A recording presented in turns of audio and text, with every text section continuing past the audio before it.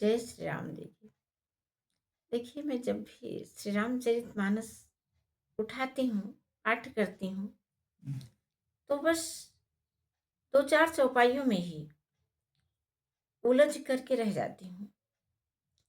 मेरा मन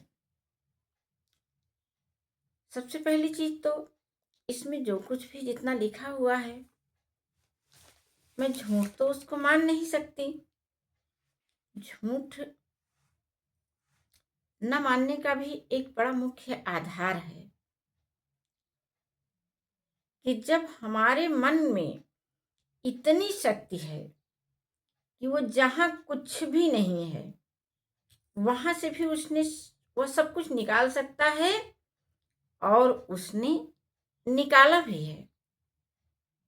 आज ये वही शक्ति है जो हम लोग आसमान में उड़ रहे हैं, वही शक्ति है जो पानी पर चल रहे हैं, जल पर चल रहे हैं, वही शक्ति है जो हम और आप आमने सामने हैं। कौन सी? वही जहां कुछ भी नहीं है वहीं से सब कुछ निकाल लेने वाली शक्ति। तो फिर ये रामचरितमानस में तो सब कुछ है। यहाँ तो हमको कुछ मेहनत भी नहीं करनी है, बस मान भर लेना है। अब मानने के लिए हम मान कब पाएंगे? जब हम अपने अंतःकरण से सारी चीजों को हटा देंगे, फालतू की चीजों को, और बस रखेंगे शुभ विचार। अब वो शुभ विचार क्या होता है? एक चौपाई, एक एक चौपाइयाँ ऐसे हमारे एक उलझन के कारण बन जाती हैं। उलझन कहूँ, क्या नाम दूँ, मैं नहीं जानती, आप सबकी समझ में आए तो बताना। 14 भुवन एक पति होई, भूत द्रोह तिष्ठै नहीं सोई। हम भगवान श्री राम जी का नाम लेते हैं, उनकी पूजा करते हैं कि उनका उपहास करते हैं, उनका अपमान करते हैं। बताइए, ये कहा जा रहा है कि 14 भुवन एक पति हुई, 14 भुवनों का स्वामी एक हो,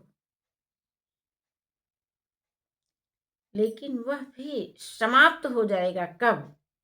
जब वो जीवों से बैर करेगा,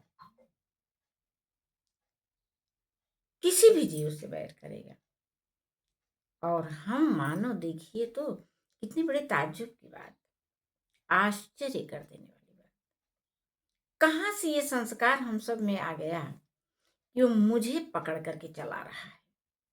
हम शून्य हो गए हैं उसके सामने। हाँ, संस्कार ही तो है। हम में से देखिए कितने भाई बहन हमारे हैं जो अपने माता पिता से भी प्रेम नहीं कर पा रहे हैं,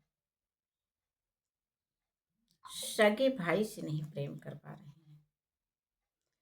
और उसके बाद भी देखिए कितनी मजे की बात, अपने बच्चों को वही प्रेम का पाठ सिखा रहे हैं।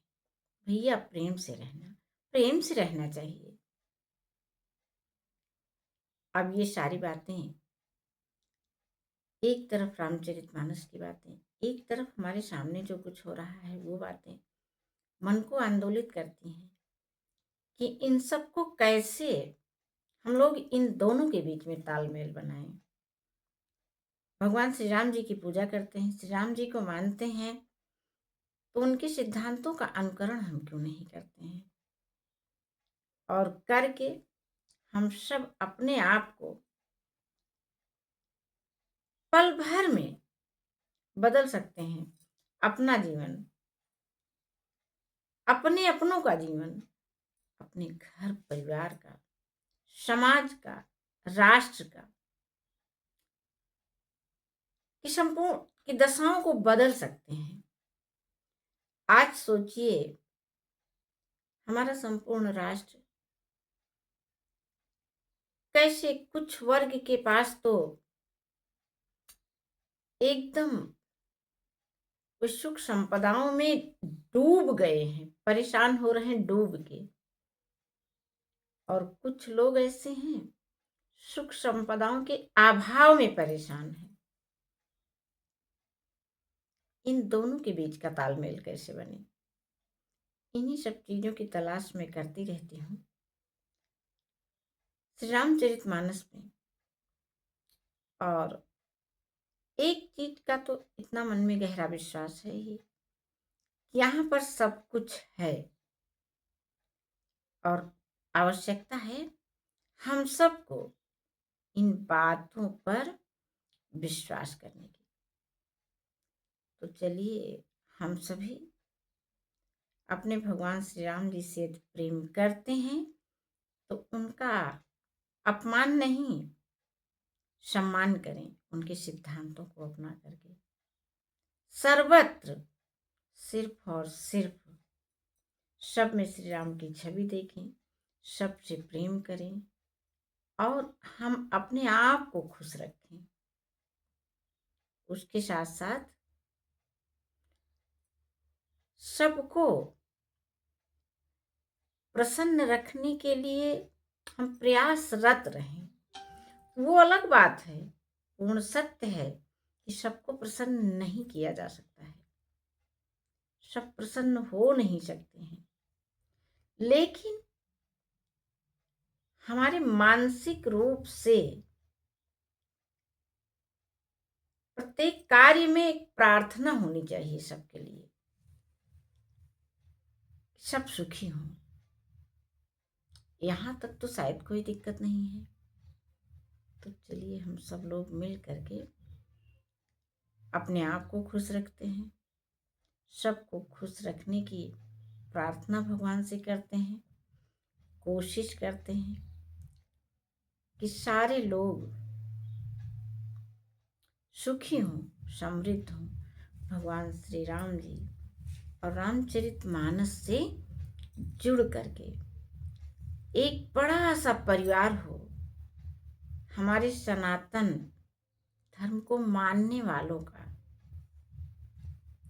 कुछ इसी आशा से आप लोगों के साथ मैं नित्य जुड़ती हूँ। आप सब अपना आशीर्वाद बनाइए, मेरे मन की उलझन को सभी लोग मिलकर के सुलझाइए। जय श्री राम जी की।